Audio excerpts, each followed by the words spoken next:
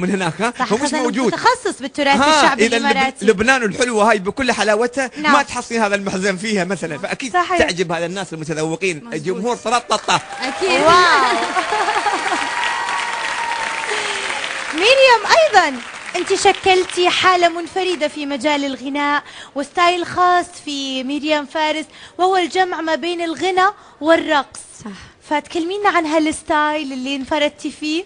استاذ عبد الله كان عم يحكي وحسيت حالي انا اللي عم بحكي مطرحه. نعم. مزبوط انه انا انفردت بهذا الستايل يلي كمان اول ما قدمته في ناس اللي ايدت وفي الناس اللي وقفت ضد. مثل حضرتك نفس الشيء، بس انا لانه هيدا ستايل انا متمسكه فيه، صار في عالم اكثر معه، وهيدا هو اللي انا بدي اياه. بما انه في اكثر من 50% مع، يعني انا انسانه ناجحه. واو، انت فعلا ناجحه اكيد. طيب شنو العمل او العملين الابرز حتى الان اللي يعبرون عن شخصيه مريم؟ كل الأعمال اللي عملتها لحديت هلا ما فينا نفرق شيء، لأنه كل شيء بعمله عن دراسة. نعم. وبعمله بيكون طالع مني. أنا من النوع اللي كتير بحرص من أول الأغنية، من أول ما تبلش الفكرة لحديت ما ينعرض الكليب، بحرص إنه أكون موجودة على كل شيء، وإنه حط افكار او تاتش صغير مني. مشان هيك بتحسي على طول في روح وحده يلي هي روحي انا بنقلها بفني بشغلي. ما شاء الله عليك يا مريم. لكن لو نتكلم عن عبد الله بالخير، عبد الله بالخير يعني صدقنا مبين عليه شباب ومزيون وحلو، لكن اكثر من 90 البوم غنائي في 30 سنه مشوار فني. ما شاء الله. شكرا. ما شاء الله مشوار حافل. صحيح. وكبير. صحيح. مع ان اللي يشوفك يقول اصغر مني. يعني والله انا تعرفون يعني بالنسبه لحليمه لما تتكلم مثل الورده، انت كلمت حلو، وين رشميتها حلو، وين استمعت لها حلو، وين حطيتها عندك حلو، فكلها تقولي حلو. اشكرك على هذه التعبيرات الحلوه. ميرسي كلك.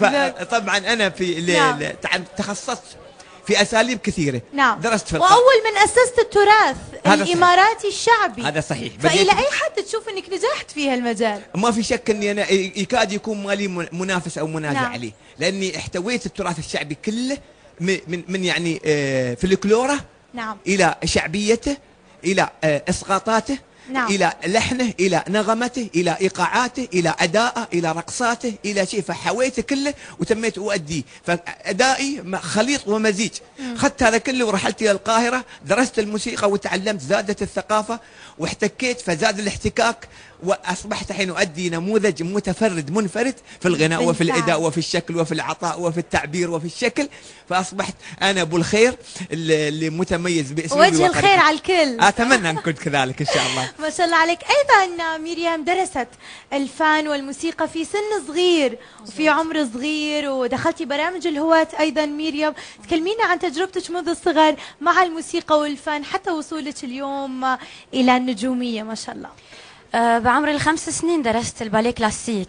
نعم. وهو اساس كل رقص، اذا فينا نقول حيلا رقص بدك ترقصيه الباز لازم يكون اخذه لو سنتين من الباليه كلاسيك كرمال ليونه الجسم.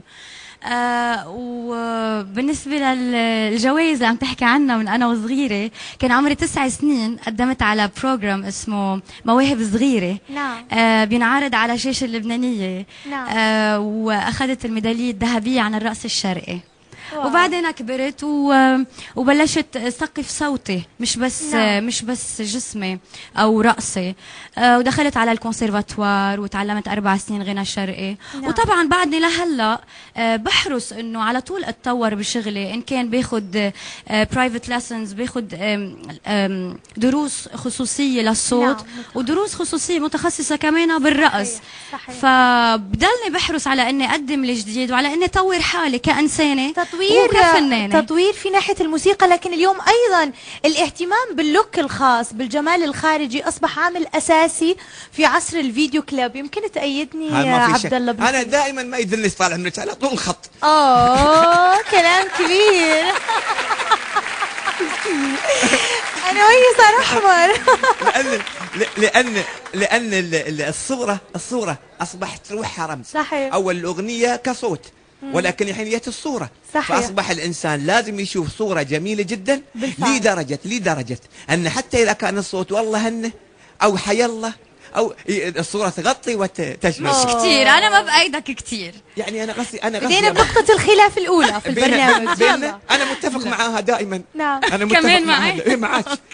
طيب إلى أي حد تشوفين ميريام الصورة تأثر أو تغني عن الصوت الجميل؟ تغني الصورة الحلوة لا تغني أبدا. لأنه لكن اليوم قاعد نشوف كثير أيضا إذا أنت عم تحكي عن فنانة أو فنان ما فيك بدك تسمعيه، ما هيدا مغني أو مغنية. نعم. وإلا احضري عرض أزياء، حطي ميوت التلفزيون واحضري عرض أزياء. نعم. يعني أنا مع إنه الموهبة الأساسية بدها تكون الصوت، الأداء، وأنا مع الحضور مش مع الشكل الجميل صراحة. الكاريزما صحيح. يعني يا اخوان بقاطعها سامحوني، يعني هي تقول عشان بهالحلاوة تقول هالكلام، لكن هالكلام غير صحيح اللي هي تقوله. إذا كانت شلون غير صحيح؟ وضح لنا كيف غير صحيح؟ لا انا قصدي هي الحين خلاص متربعه على عرش الحلقه، فهي تتكلم لا مش مهم يكون حلاوه، لا هي مش صحيحه الكلام، يعني تبريرات. هي مش دقيقه. هي تبريرات لان هي في نص الحلقه. نعم. لكن على اشكالنا نحن لازم تكون اكسسوارات عشان تنجحك. بس انت ناجح بكل حالاتك عبد الله. انت بجد ناجح بكل حالاتك ما شاء الله عليك. انا تعرفين ليش؟ لاني الحقيقه انا عايشت مراحل كثيره. نعم. وعايشت فنانين كثار. صحيح. ومن خلالها نمت لي التجربه والممارسه والغناء في كل الدول العربيه وفي كل الدول الاجنبيه كذلك، فكسبت بعض المفاهيم. صحيح. فجيت بأديها في بلادي، اصطدمت بالعادات والتقاليد وما يصير صحيح. وما يصح، وانا بانطلق.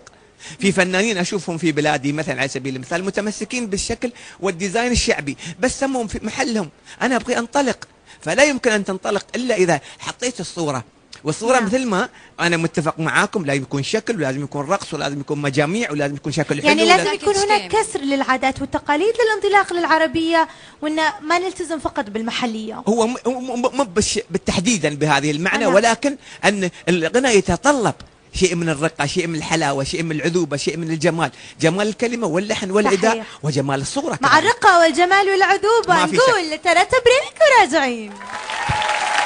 رجعنا لكم مجددا جمهورنا اللي متواجد في ترتتا، وأيضا مشاهدينا عبر قناة دبي. ديو سبيسيال مع عبد الله بالخير وسعد الصغير، كله على كله.